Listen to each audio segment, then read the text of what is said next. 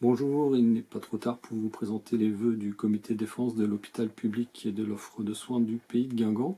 Nous avons attendu la fin du mois parce que il fallait attendre d'entendre ce qu'allaient dire les autres, les élus, les autorités sanitaires pendant les cérémonies qui se sont succédées. Il fallait aussi attendre de voir si enfin un ministre allait être nommé et là, mauvaise surprise, hein, on a quand même un gros ministère du chômage, de la maladie et du chacun pour soi qu'ils ont osé baptiser le ministère du travail, de la santé et des solidarités, ce qui ne fait illusion pour personne, je pense, parce que c'est très clair, hein, ces préoccupations méritent quand même qu'il y ait un ministre dédié à chacun de ces sujets. Donc aujourd'hui nous voulions vous souhaiter une bonne santé d'abord parce que ça devient évident, il vaut mieux être en bonne santé en ce moment, il vaut mieux éviter de tomber malade, d'avoir des accidents, c'est de plus en plus dangereux, c'était déjà dangereux, plus dangereux en 2023 qu'en 2022. En 2024, les choses sont évidemment plus graves qu'en 2023, personne n'est surpris. Nous vous l'avions annoncé dès février. L'effet conjugué des lois Buzyn et Rist a mené à une pénurie de soignants savamment entretenue par le gouvernement de façon à priver les petits hôpitaux de la main-d'œuvre dont ils ont besoin pour fonctionner tout simplement. Donc on vous avait annoncé des centaines de services fermés et c'est effectivement ce qui s'est passé. Donc si vous adhérez à cette analyse qui est la nôtre depuis le début et qui pour l'instant n'a pas été prise en défaut, adhérez aussi au comité, ce ne serait pas une mauvaise chose.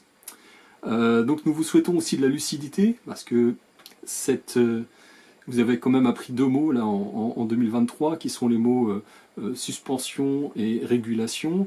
Vous avez aussi appris les mots aiguiller, puisque là il y a quelques jours la directrice du GHT a exprimé, a fait un petit peu de publicité pour la régulation des patients, elle l'a comparé à un aiguillage des patients. Donc voilà, vous êtes comme des wagons qu'il s'agit d'envoyer dans la bonne direction.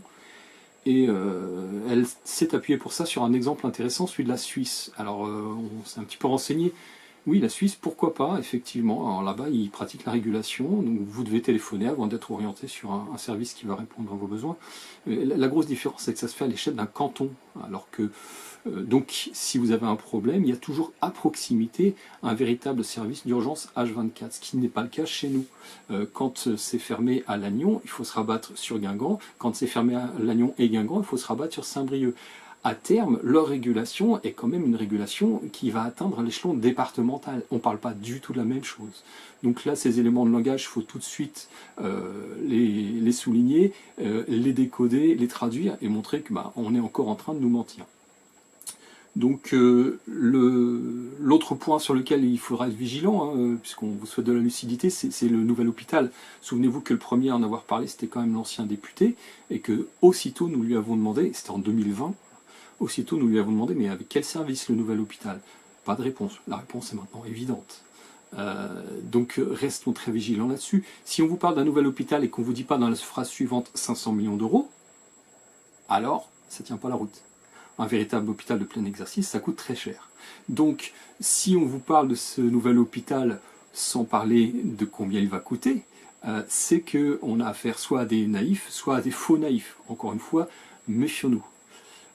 Si vous adhérez à cette analyse, adhérez au comité de défense, je vous le rappelle. Troisième vœu que nous voulons vous faire, c'est un vœu de combativité. Bien sûr, depuis 2018, nous sommes sur le pont. 2018-2024, ça commence à être long, c'est fatigant. C'est usant, parfois un peu décourageant, il faut l'avouer, mais nous sommes toujours là, donc c'est plus facile quand on est nombreux. Alors si vous adhérez à ça aussi, si vous pensez que on ne peut pas abandonner comme ça la lutte, que cet héritage qui est notre patrimoine, celui qui est financé aussi par nos cotisations, ce maillage d'hôpitaux publics qui sont en train de détruire partout en France, pas seulement à Guingamp, pas seulement à Lannion, pas seulement à Carhaix, pas seulement à Redon, pas seulement à Landerneau, pas seulement, voilà, mais un peu partout, à Laval, à Sarlat, à Sedan, à Mayenne.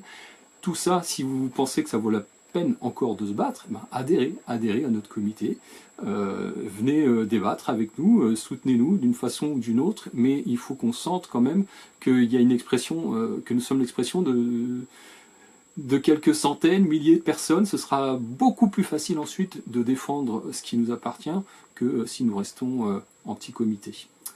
Bla is maintenant,